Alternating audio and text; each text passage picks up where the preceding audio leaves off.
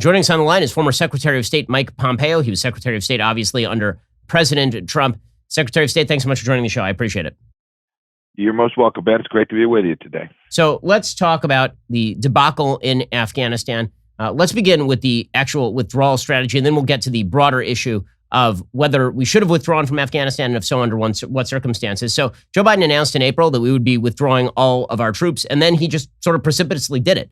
We withdrew all close air support. We withdrew all civilian contractors who were helping the Afghan military with their air force at all. And then we're gone. And the results, the Taliban took over immediately. What would the Trump administration have done differently, given that there was a timeline to get troops out of Afghanistan as well?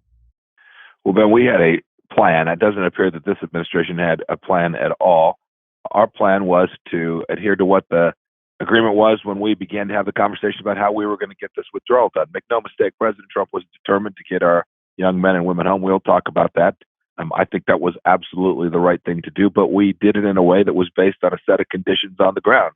And so all along the way, from where we were when we came in with about 15,000 down to about 2,500 by the time our administration ended, we had a plan and a strategy. We were watching closely the conditions on the ground. We had an agreement that we had outlined about the obligations that the Taliban had to live up to, not promise us they would live up to. We didn't trust those butchers, those evil people, but the actual things that they had to do, actions on the ground that we could see and measure and observe.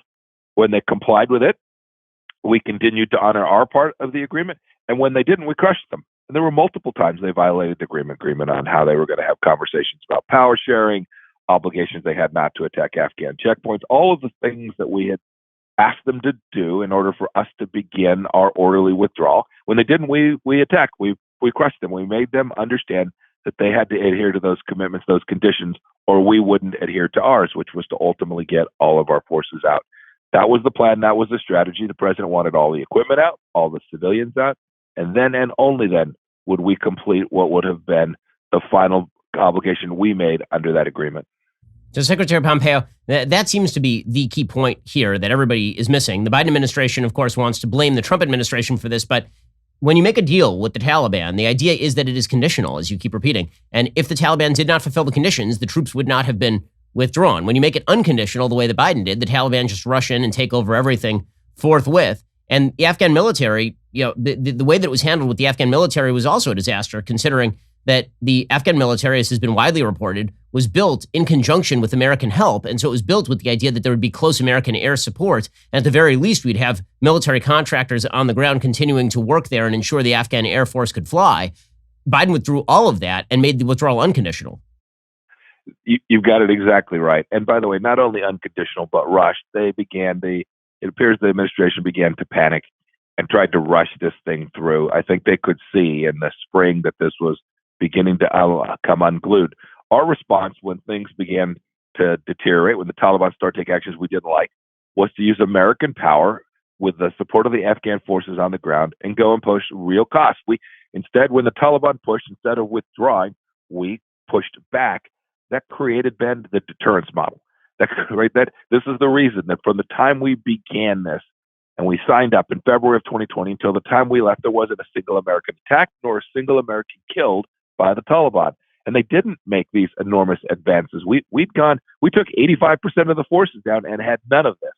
This administration pulled the last pin out of the Jenga stack and caused this collapse. It didn't have to be this way, Ben. This is terrible planning. This sits on the desk of President Biden. It was his decision to do that. Frankly, I think he's wanted to do this exact thing for a decade. And the Taliban did this in the context of a weak American leader. They knew they could push this administration around, and now we have 10 or 15,000 Americans stuck on the ground in Kabul because of this weak leadership. So let's talk about the people who are stuck on the ground in Kabul at this point. It seems pretty obvious to me that we now have the Secretary of Defense saying we don't have the capability to go get those people. We have the general, the Joint Chiefs of Staff, General Mark Milley, he is saying that number one, this is unexpected. Number two, we really don't have the capacity to get those people. We're going to have to rely on the mercy of the Taliban. It seems to me pretty apparent at this point that the only way the Biden administration gets out of this is just to bribe the Taliban, just send them presumably the sort of money in pallets of cash that we did to Iran when Obama was president, except now we will be the chief funders of the worst regime on planet Earth that we just effectively surrendered to after 20 years of fighting. Ben, not to make light of this, but President Biden has talked since he was inaugurated that he wanted to bring America back, that America would be back. This is back. This is back to Barack Obama's 8 years. Apologize, beg, pay, bribe, not exercise American leadership and power. So I think your point's well taken. I don't know how you can have a senior American military leader say that we don't have the capability to go get these folks. There's still the capacity to impose real costs on the Taliban. If this administration was prepared to do that and force the Taliban to allow us to get these Americans back to where we need them, get them not just from Kabul, but from surrounding areas as well, and get them to safety. Ben, I can tell you, this feels very much like I was a young person, but in 1979, when we had Americans trapped in Tehran, this idea of America's fecklessness, this feels very much the same to me today.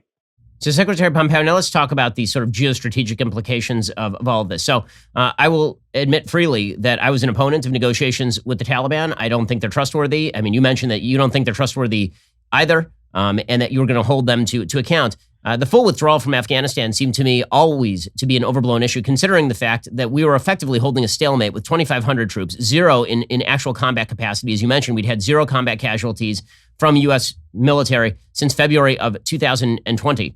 The Afghan military was absorbing the brunt of the assaults by the Taliban. They'd experienced 55,000 deaths since 2014, while the United States was down to literally zero in the last 18 months. What was the deep and abiding necessity to get out altogether?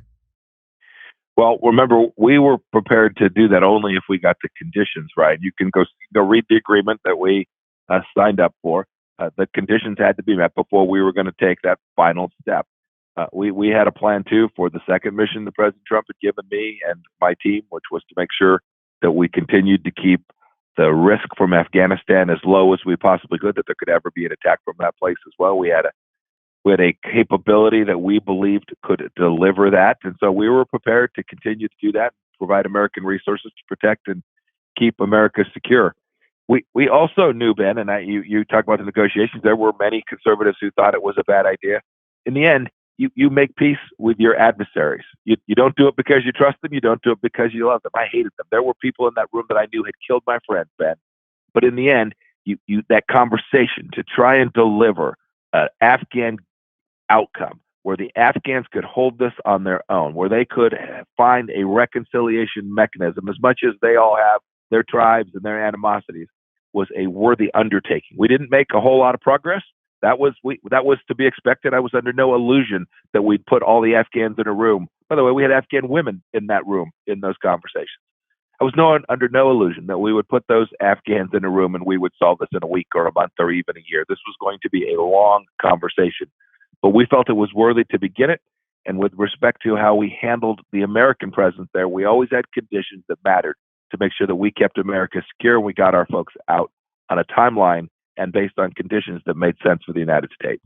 So, Secretary Pompeo, the geostrategic implications of this sort of collapse are deep and abiding. It is pretty obvious at this point that China is rushing to fill the gap. China is already threatening Taiwan. It would be a shock if in the near future Russia does not start threatening Latvia, Estonia, trying to break NATO altogether, considering this is the worst loss in NATO's history by a long stretch. It would be a shock if Iran doesn't ramp up its activity. They're already ramping up their nuclear activity. What is the geostrategic outcome of this abject, pathetic situation in Afghanistan right now? In some ways, this utterly embarrassing outcome in Afghanistan is a symptom. It's a symptom of a foreign policy of the Biden administration, which is a follow-on to the 8 years of Barack Obama, which is to supplicate American interests to those around the world, right? As an understanding of America that is deeply inconsistent with what we have historically known needed to happen. American leadership designed to put America first. And so your point's well taken. Our adversaries around the world will now believe, boy, if you just push a little bit, if you just drive America from a particular place, that the response will be weak.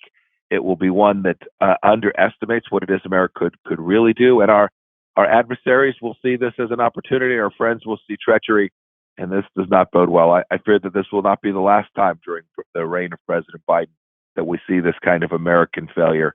And this doesn't bode well for America's security. And if you're the people of Taiwan or Europe in Ukraine, if you're in Ukraine, where they've already given the Russians a pipeline that can strangle that country, the outlook is not good for American security. Yeah, I think that it's also true that if you are an American ally at this point, you have to start looking to triangulate, given the fact that America is proving itself to be a rather feckless ally, whether it's the people of Hong Kong, the people of Cuba, the people of Iran, the people of Taiwan, or now, most importantly, the people of Afghanistan. Being an American ally sometimes looks like it's more dangerous than being an American enemy at this point under the Biden administration.